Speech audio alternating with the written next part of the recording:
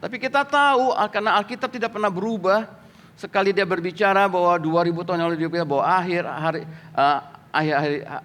akhir dari hari-hari kita adalah hari-hari yang sukar. Dan itu pasti kita harus lewati. Pertanyaannya adalah, apakah Tuhan tinggal diam ketika dia berbicara bahwa hari-hari akhir adalah masa yang sukar? Jawabannya yang pasti dia tidak tinggal diam buat gerejanya. Kalau kita bisa melihat itu, maka kita tahu kebaikan Tuhan selalu menyertai kita.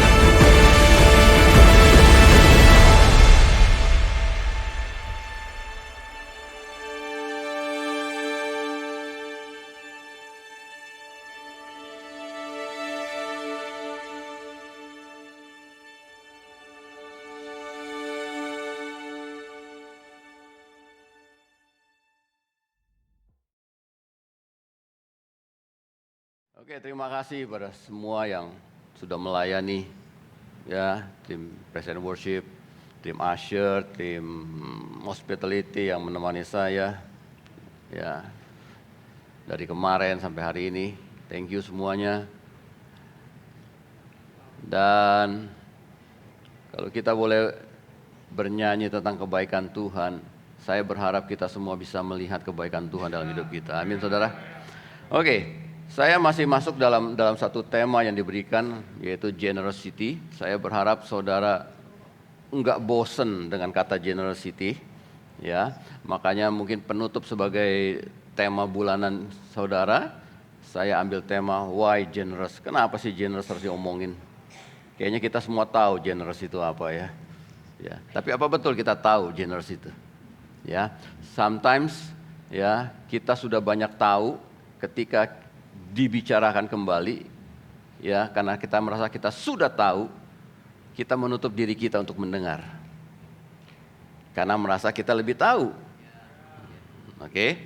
Tapi saudara, ya, kalau kita boleh membaca Alkitab, ya, di Alkitab baik perjanjian lama sampai perjanjian baru, kadang-kadang Tuhan mengulang apa yang disampaikan, betul?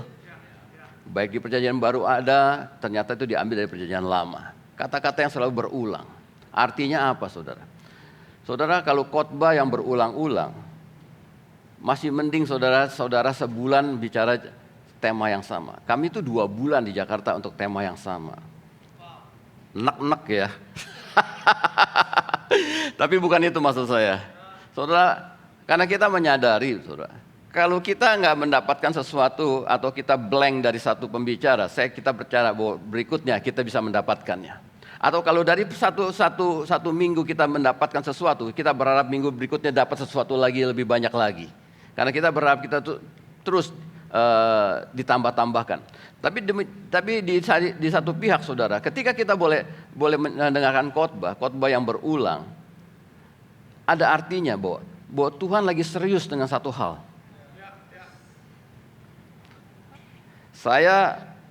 Walaupun saya sudah terima ini lama undangannya untuk boleh saya berbicara di tempat ini, saya terus mencari tahu why God want to talk about generosity.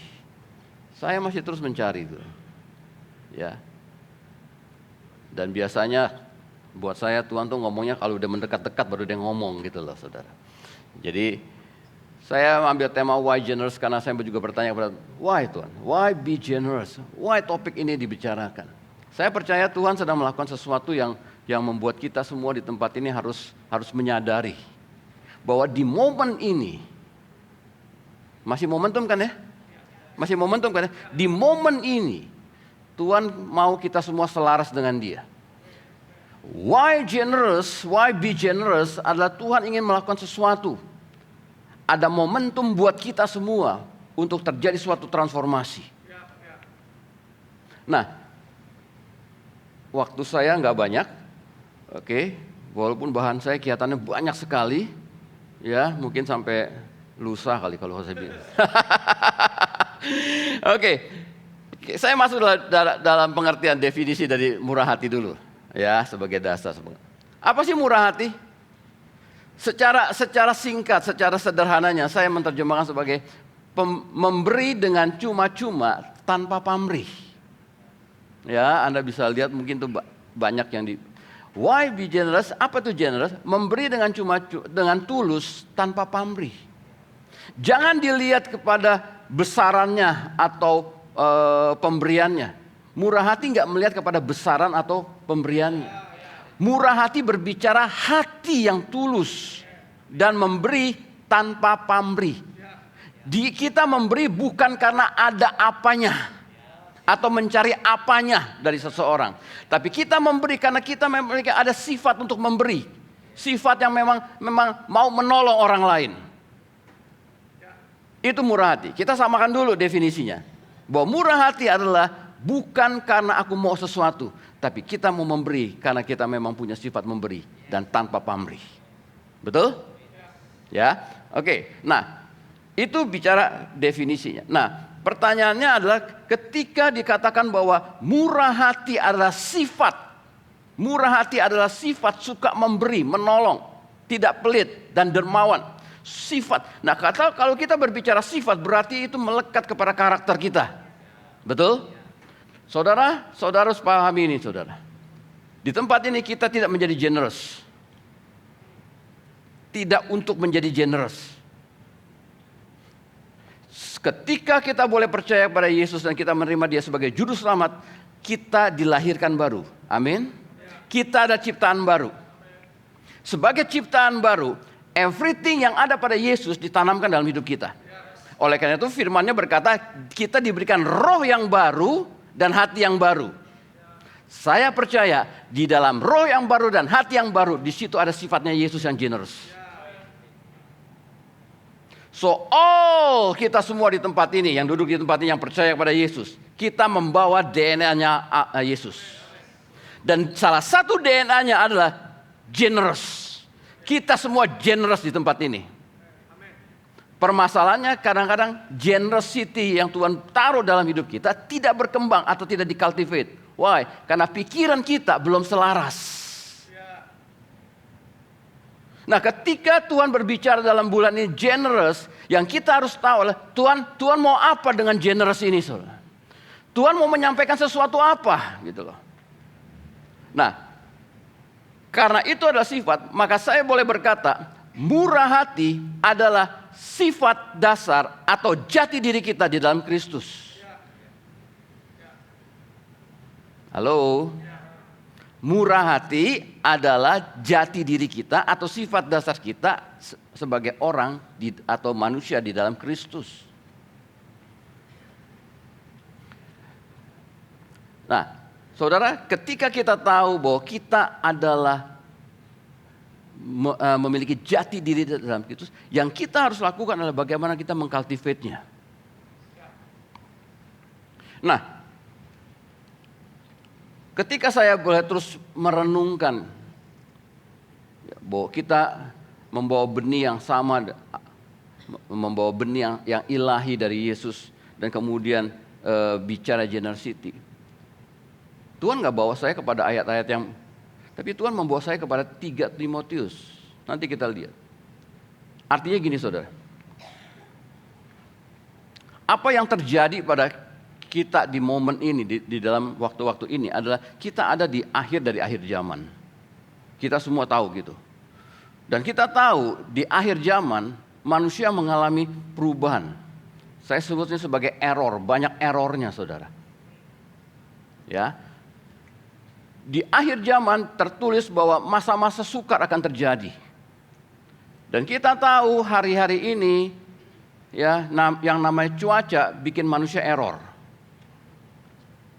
Ada yang error gak? Di Jakarta saudara, di Jakarta suhu itu feels-nya bisa 36. Nggak tahu di Balikpapan. Mungkin lebih kali. I don't know. Tapi yang paling gak enaknya dikatakan bahwa polusinya itu sudah polusi berat. Jadi kita ini di Jakarta itu gampang sekali yang namanya batuk, pilek karena polusi. Jadi kalau kita di Jakarta sekali pilek bisa rame-rame kita pileknya. Rombongan, berjemaah kita jadinya. Nah, ini yang terjadi gitu.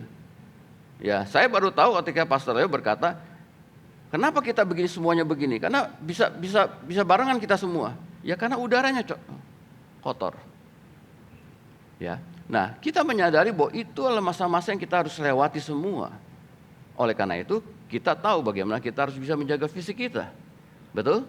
Kita harus ada ekstra.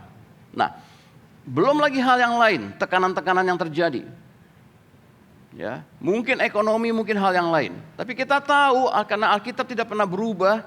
Sekali dia berbicara bahwa 2000 tahun yang lalu dia bilang bahwa akhir dari hari-hari kita adalah hari-hari yang sukar. Dan itu pasti kita harus lewati. Pertanyaannya adalah, apakah Tuhan tinggal diam ketika dia berbicara bahwa hari-hari akhir adalah masa yang sukar? Jawabannya yang pasti dia tidak tinggal diam buat gerejanya. Kalau kita bisa melihat itu, maka kita tahu kebaikan Tuhan selalu menyertai kita. Nah, itu yang saya ingin bawa. Why be generous? Karena kebaikan Tuhan sedang bekerja. Kalau Tuhan berbicara di tempat ini generosity, berarti kebaikan Tuhan sedang dikerjakan di tempat ini. Pertanyaannya, kita menyadari gak? Pertanyaannya, bahwa kita bisa gak mengikuti kebaikan Tuhan yang sedang Tuhan berikan? Atau mengambil dan menghidupinya di situ? Oke? Nah, kemana dunia sedang membawa manusia? Dan kemana gerejanya membawa kita orang-orang percaya? Ada 2 hal yang berbeda dan selalu bertentangan. 2 Timotius 3 ayat 1 sampai dengan 9.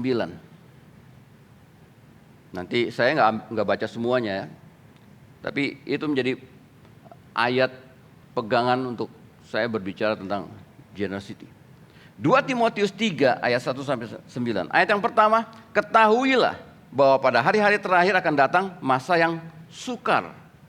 Manusia akan mencintai dirinya sendiri dan menjadi hamba uang. Titik. Apa yang dikatakan adalah bahwa manusia menjadi egois, betul? Dan hamba uang. Nah, ini menarik buat saya. Saya bertanya tentang generosity, saya suruh bacanya tentang 2 Timotius 3. Nah, apa hubungannya antara orang yang egois dan hamba uang dan seterusnya dengan generosity? Ternyata setelah saya pelajari bahwa yang namanya egois itu adalah selfish, betul? Generosity punya sinonim dengan satu kata yang kita sebut sebagai unselfish. Saudara bisa nangkep kan? Kalau firman Allah berkata bahwa hari-hari ini banyak orang selfish, tapi di gereja Tuhan berbicara generosity, sebenarnya Tuhan berkata kita tuh harus menjadi orang yang unselfish. Dengan kata lain, orang yang murah hati adalah orang yang unselfish. Nah, seperti apa orang yang unselfish atau orang yang tidak egois? Dikatakan ayat berikutnya, mereka akan membual. Ya, tadi kita baca manusia akan mencintai diri sendiri dan menjadi hamba uang. Titik. Mereka, siapa mereka? Ya orang yang selfish itu. Ya, mereka akan membual, mereka berbohong, menyombongkan diri, sombongnya, ya. Mereka pemfitnah, mereka berontak kepada orang tua, dan saya tambahkan berontak kepada pemimpin. Tidak tahu berterima kasih, tidak memperdulikan agama. Orang yang generous, orang yang mau mendengarkan apa kata pemimpin atau orang tua. Tapi orang yang selfish dikatakan dia akan menentang karena dia merasa dia lebih tahu. Hati-hati dengan kesombongan, karena kita tahu Alkitab sudah menulis bahwa orang menjadi sombong, dan hari-hari ini kita banyak melihat orang sombong di mana-mana. Anda pernah lihat ada orang suruh menggonggong, sombong banget ya. Itu manifestasi, saudara, di mana-mana kita bisa lihat. Itu manifestasi, saudara. Kita bisa lihat dalam kehidupan kita, sekitar kita, bahkan sampai di luar dunia. Kita lihat kesombongan demi kesombongan makin kelihatan. Tapi sebaliknya, kita di gereja Tuhan bilang kita harus jadi orang yang generous. Orang yang unselfish, orang yang tidak sombong, tidak memperdulikan, tidak memperhatikan diri sendiri saja gitu loh. Nah, oleh karena itu saya katakan orang yang murah hati, orang yang unselfish. Nah, ketika kita bisa melihat bahwa apa yang terjadi di luar adalah orang berubah menjadi selfish, tapi di dalam gereja, di dalam Kristus, kita bahkan diarahkan Tuhan untuk menjadi orang generous atau unselfish. Anda melihat momentum enggak di sini? Kerinduan hatinya Allah, kerinduan hatinya Bapa untuk kita semua di tempat ini adalah bagaimana Dia membuat kita semua tidak mengikuti apa yang dunia sedang berjalan atau terjadi, tapi Dia membawa gerejanya kepada situasi di mana Dia inginkan anak-anaknya semua menjadi unselfish.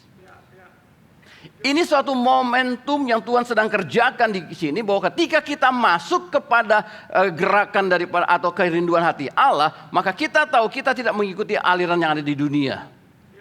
Tapi sebaliknya, kita tahu juga bahwa banyak orang enggan mendengar hal-hal yang ini karena merasa sudah tahu, dan yang terjadi adalah dia mengikuti tanpa sadar, dia mengikuti aliran yang ada di dunia. Saya berharap kita semua punya hati yang lembut untuk mau diarahkan Tuhan. Karena pengarahan yang dari Tuhan adalah kebaikan Tuhan. Karena pengarahan yang dari Tuhan adalah bagaimana Dia ingin membuat gerejanya menjadi lebih baik. Why be generous? Karena Tuhan mau GKS Balikpapan menjadi lebih baik. Why be generous? Karena Dia melihat satu pribadi demi pribadi di tempat ini, Dia mau buat engkau menjadi lebih baik.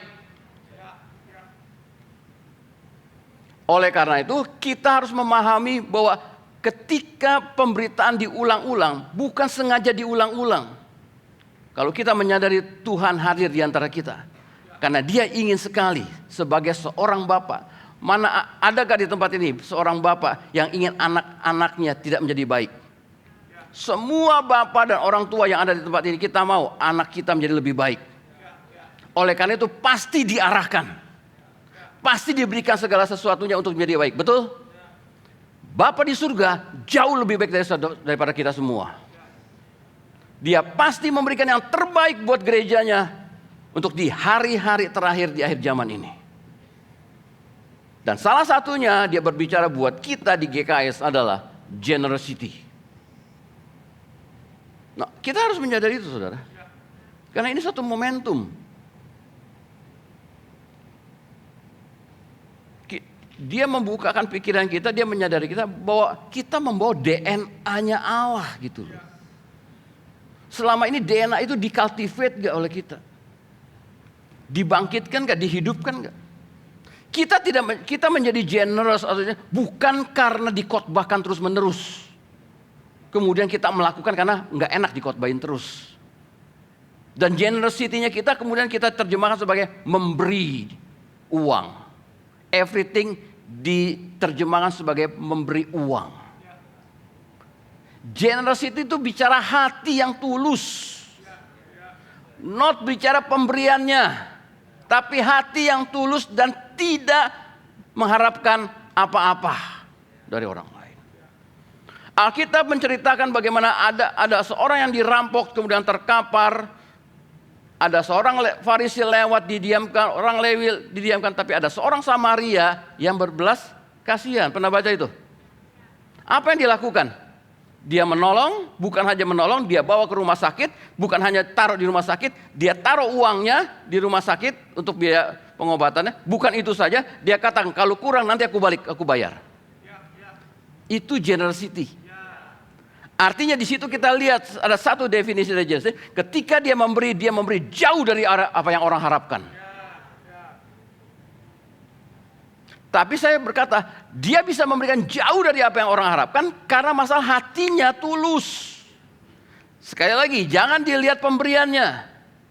Kita kebiasaan melihat pemberiannya daripada hatinya. Selalu ada ilustrasi kalau seorang ayah pulang bawa mainan buat anaknya senang dikasih mainan, anaknya lupa bapaknya, anaknya senang dengan mainannya, betul ya?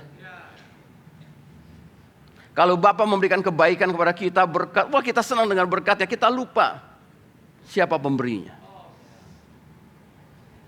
Tapi hari-hari ini kalau terus kita diulang dikasih tahu dan kita diberitahu, harusnya kita sekarang bisa menyadari bahwa pemberian dari Tuhan itu baik, iya. Mujizat dari Tuhan baik. Jangan ditolak. Mujizat dari Tuhan baik. Tapi yang lebih baik adalah kita harus memahami ketika mujizat diberikan, ketika berkat diberikan. Bahasa Alkitab gini, ketika berkat diberikan, itu adalah pintu yang terbuka untuk kita mengenal pemberinya. Jadi siapapun di tempat ini termasuk saya, ketika kita tahu kita mengalami berkat Allah, baik itu materi, keuangan atau apapun, termasuk menerima mujizat daripada Allah, mujizat kesembuhan dan lain-lain. Kita tahu sekarang, kita harus menyadari bahwa itulah pintu yang terbuka untuk mengenal pemberinya. Tapi kadang-kadang kita enjoy dengan pemberiannya Tuhan, kita lupa siapa pemberinya. Gereja, saya tahu Tuhan sedang mendewasakan kita semua. Oleh karena itu ketika kita menyadari bahwa adanya satu mujizat terjadi, inilah saatnya aku mengenal siapa pemberinya.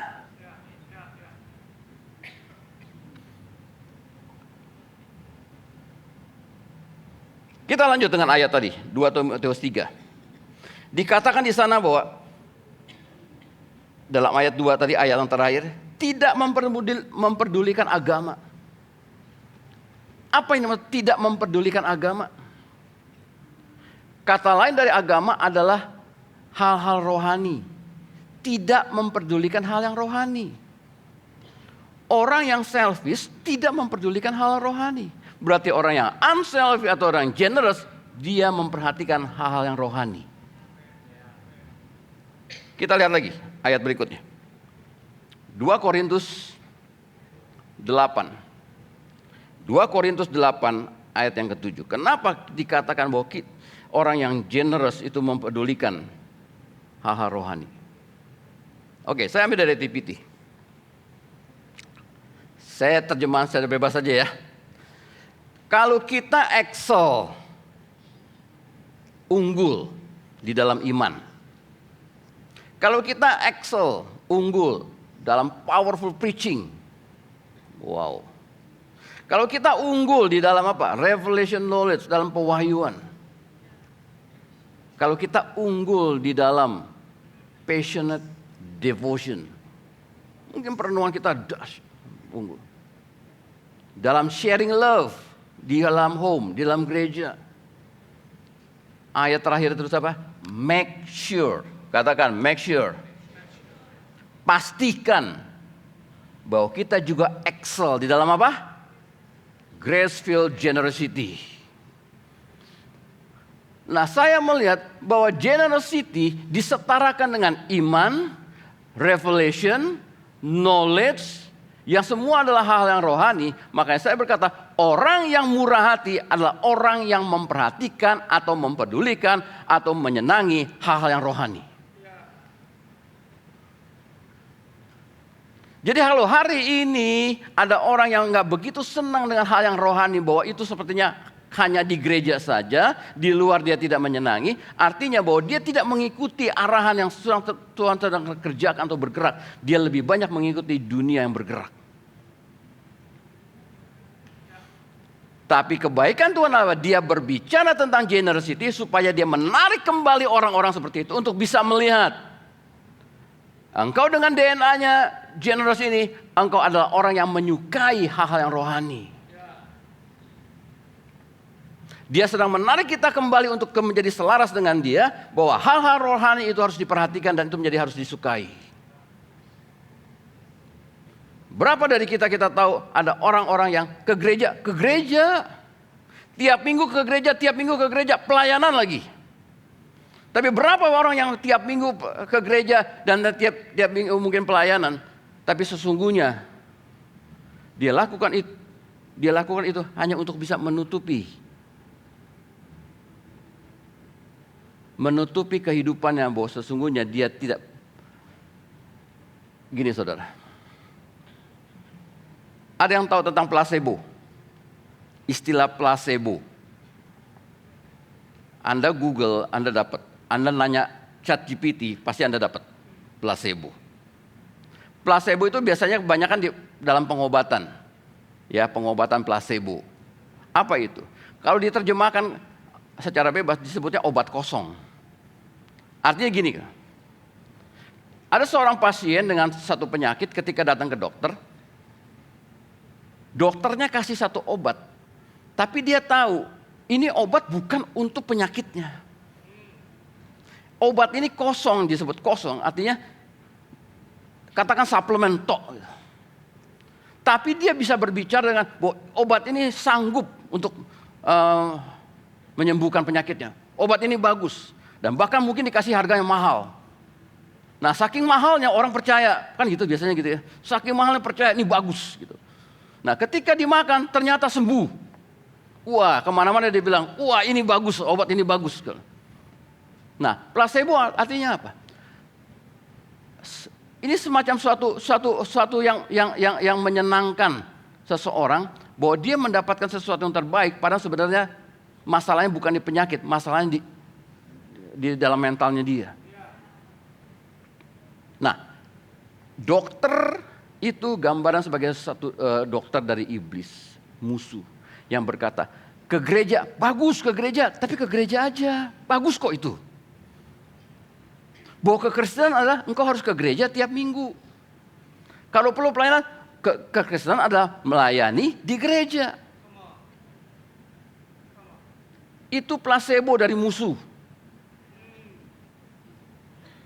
Kekristenan bukan ke gereja tiap minggu. Kekristenan bukan kita melayani. Melayani tidak kita pakai untuk menutupi jati diri kita atau menutupi kekurangan kita. Kekristenan adalah relationship dengan pencipta kita.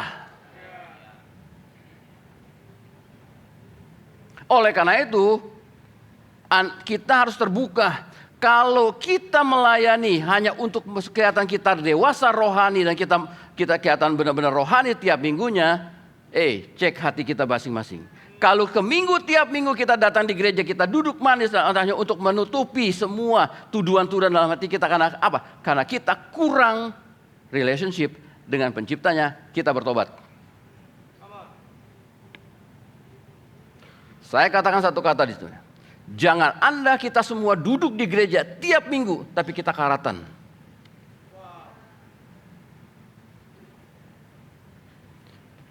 Tiap minggu kita bisa ketemu di gereja, tiap minggu kita hadir, tapi di dalamnya karatan.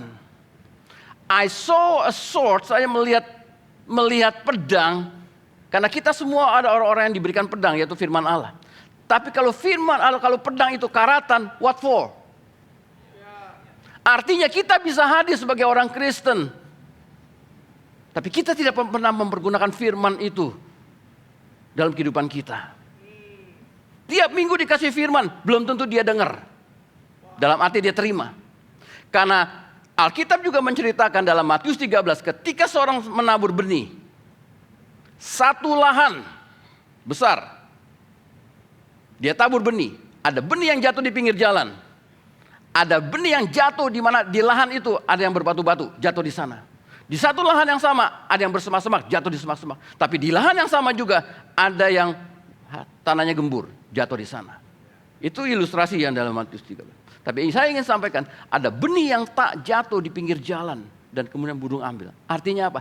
Ke gereja sih duduk dengarkan firman, ketika dia nggak ngerti, dia nggak nanya. Selesaikan aja udah. Everything ketika dia nggak ngerti, nggak nanya. Kenapa kita taruh home ada dalam gereja? Adalah ketika kita ada sesuatu yang kita tidak paham, harusnya kalau dia adalah orang yang unselfish atau generous, dia suka hal yang rohani, dia tanya kepada pemimpin home-nya. Itu maksudnya apa ya kemarin? Saya kok nggak ngerti. Karena dia tahu dia menyukai hal yang rohani. Tapi kalau dia diam saja, itu sama aja dengan ditabur benih, diambil oleh burung, hilang.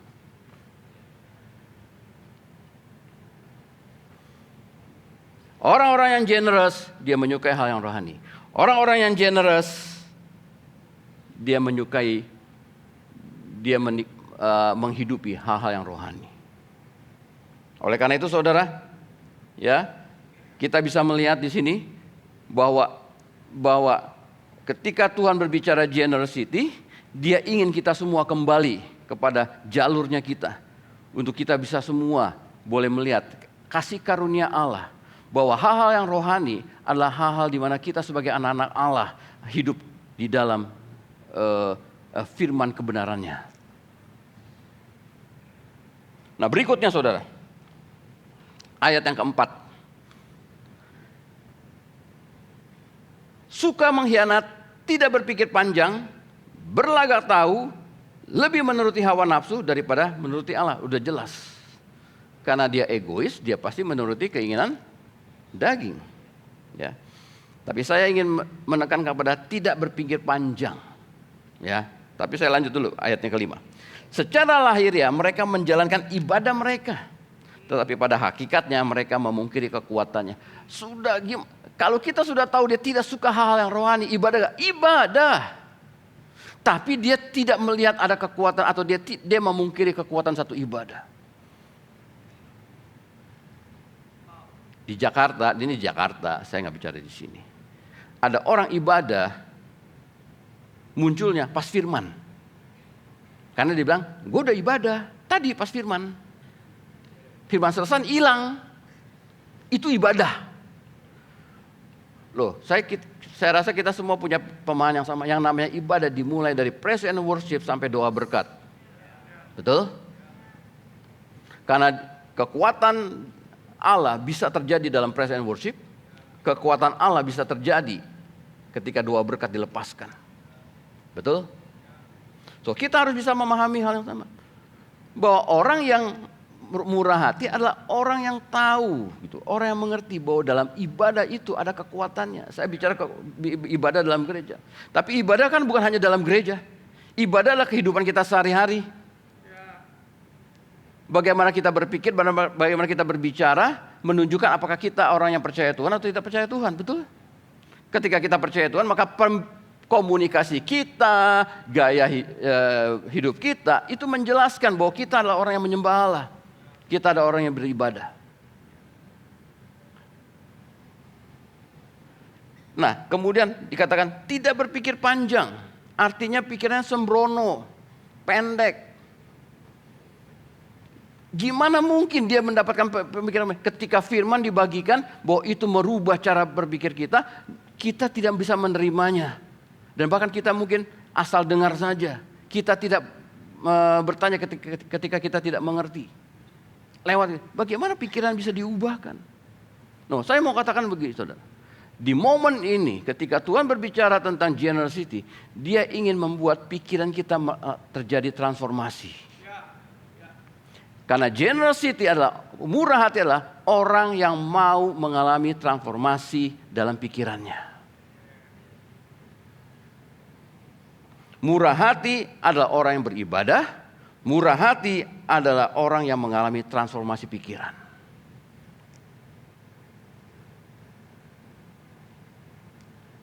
Saya sangat berharap setelah ini cara ibadah kita berbeda. Karena menunjukkan kita adalah orang yang generous. Nah, apa yang terjadi dengan cara berpikir yang berubah? Ada 2 ayat yang memberkati saya. Kita lihat Amsal 11 ayat yang ke-17. Amsal 11 ayat yang ke-17. Berkata apa? Orang yang murah hati berbuat baik kepada dirinya sendiri. Kok bisa? Orang yang murah hati itu berbuat baik.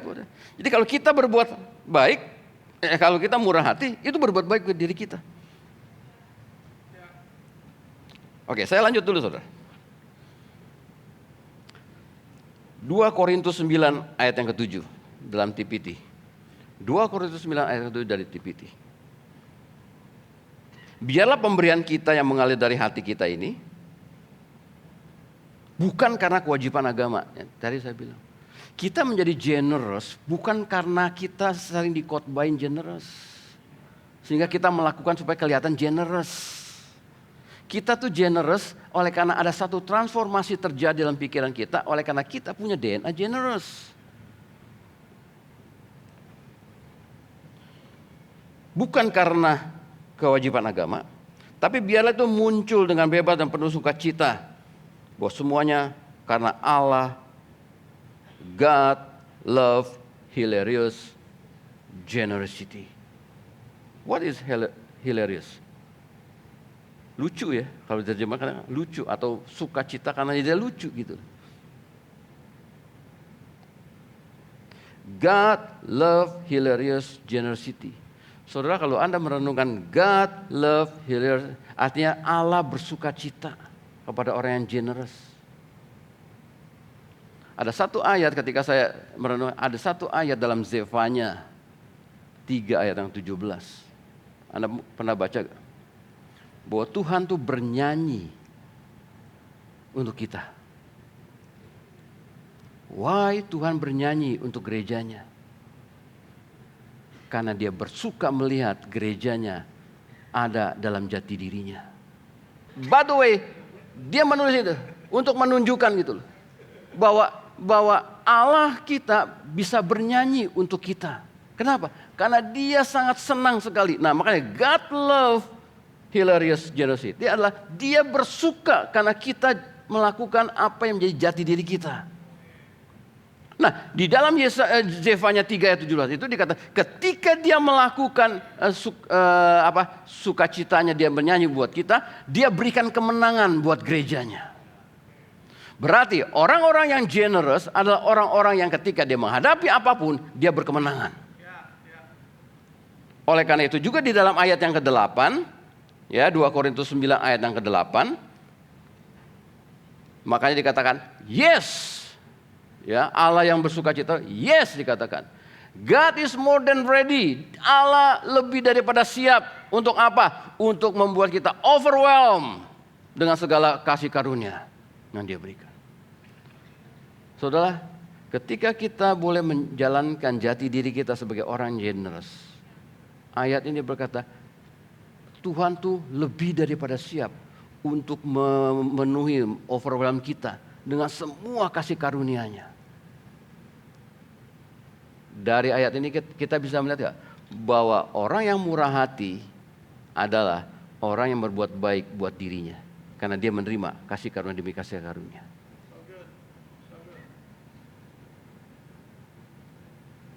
Lebih lanjut lagi, coba lihat Amsal 11 ayat 24. Ada yang menyebar harta tetapi bertambah kaya. Orang dunia lihat, ada yang ngasih-ngasih terus menyebar harta, dia pikir nanti gue kekurangan.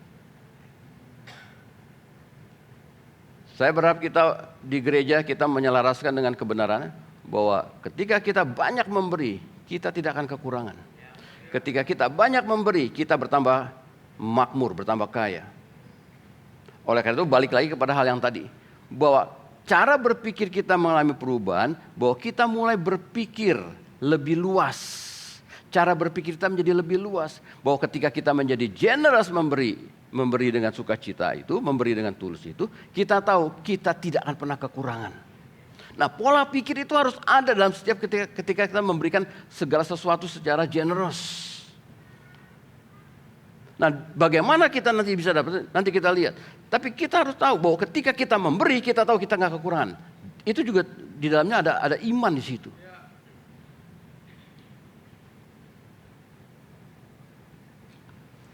Nah, Amsal ini ditulis oleh Salomo. Salomo melihat seperti ini, saudara.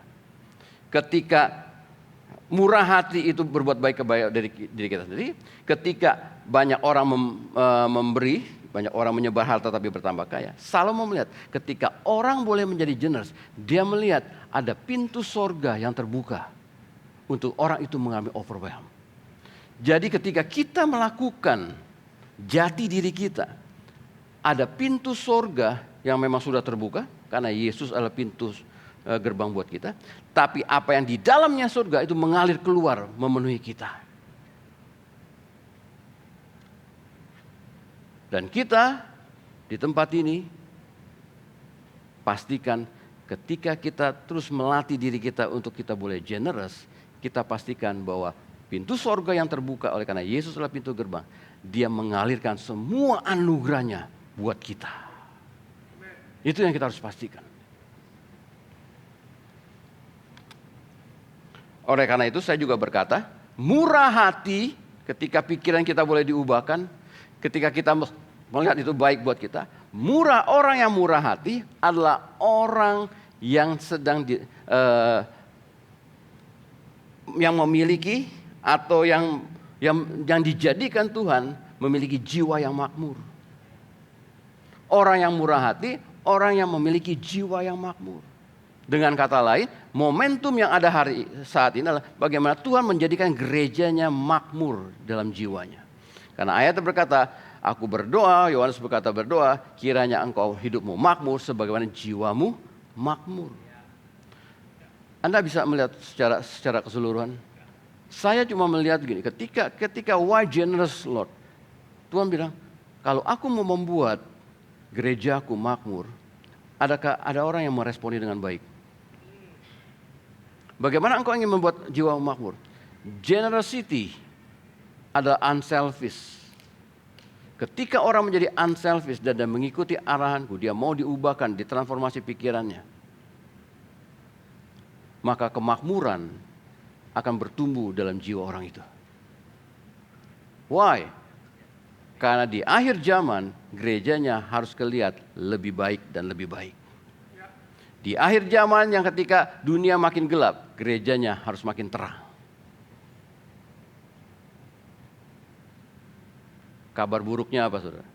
Enggak semua gereja mengikuti arahan Tuhan.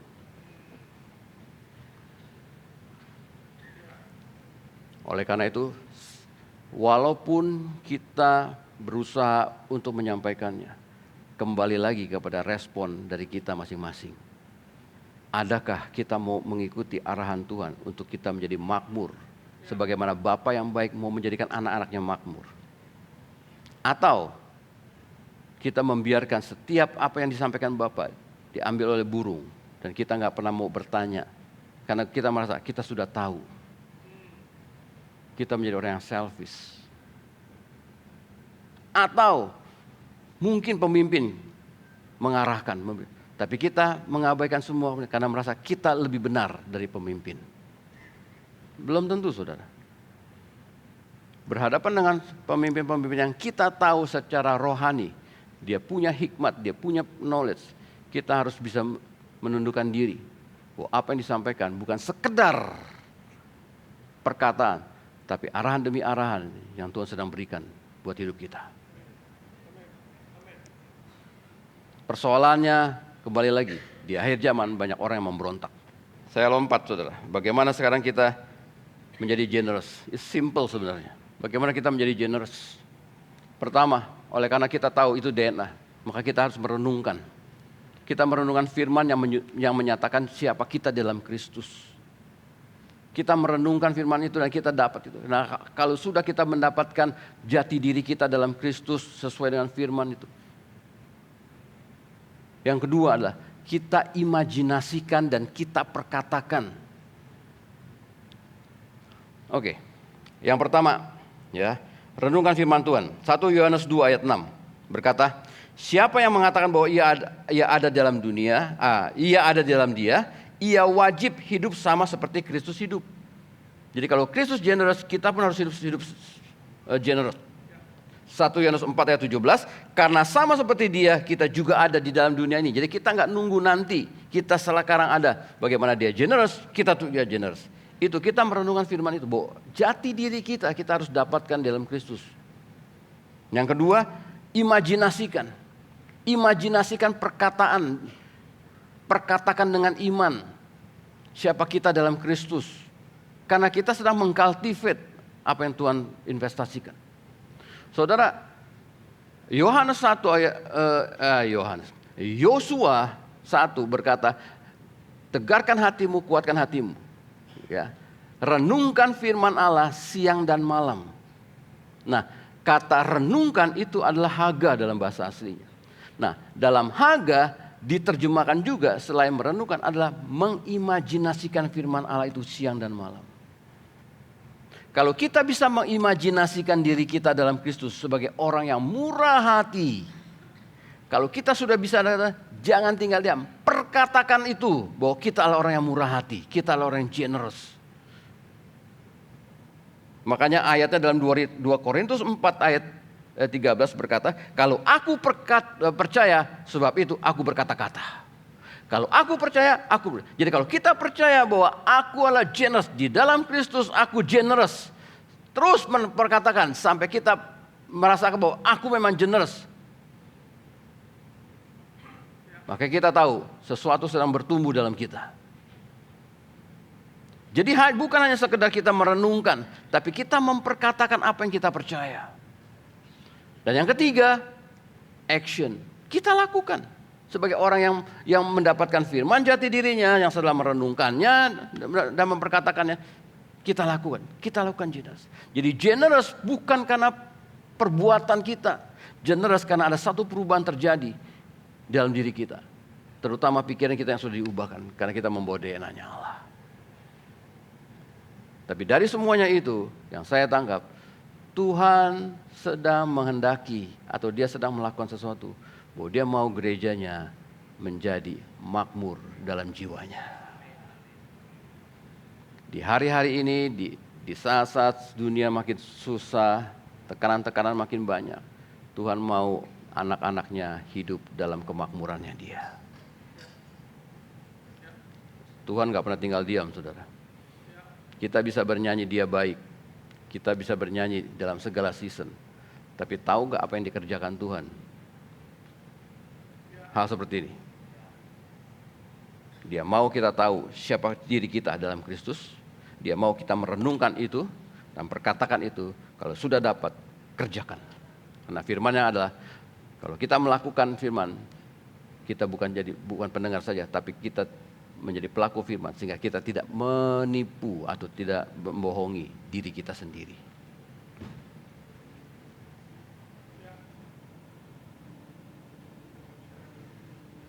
Saya berharap kita semua bisa menyadari ini akhir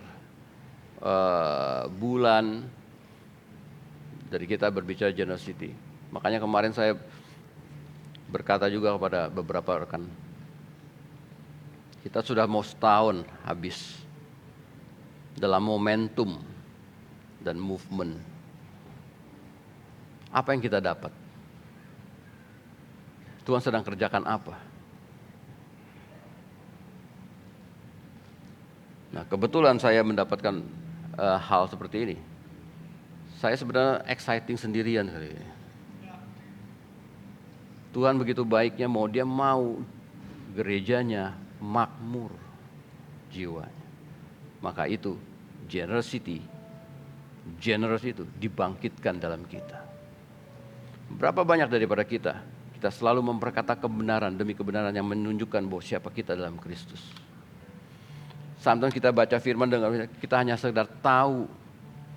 Tapi adakah kita terus mengcultivate siapa kita di dalam Kristus?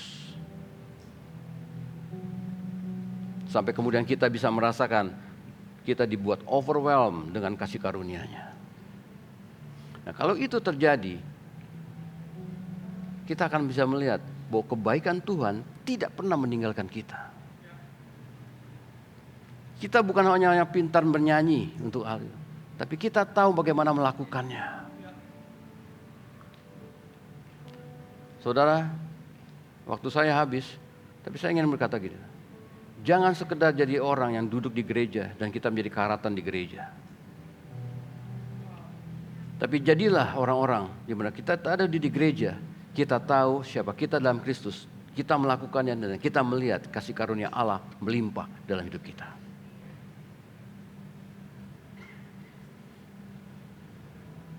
Dan pada akhirnya di dunia yang makin sulit, kita tetap tampil terang, kita makin kelihatan. Saya berharap kita semua adalah orang-orang yang menyukai hal-hal yang rohani, sehingga kita mendapatkan arahan, kita mau mengikutinya. Tidak ada satupun di tempat ini Tuhan mau kita menjadi pemberontak, tapi Dia menginginkan anak-anak yang bertumbuh dalam ketaatan.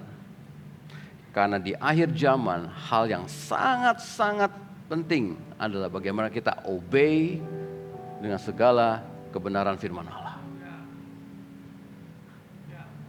Dan tapi kita tahu masyarakat hari-hari ini adalah masyarakat yang memberontak dalam segala hal.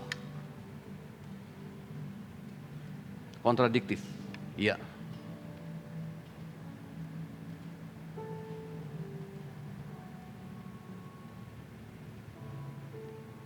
Saya ulangi saudara, sebagai penutup, Allah menghendaki kita semua makmur, bukan hanya diri kita, tapi juga keluarga kita semua.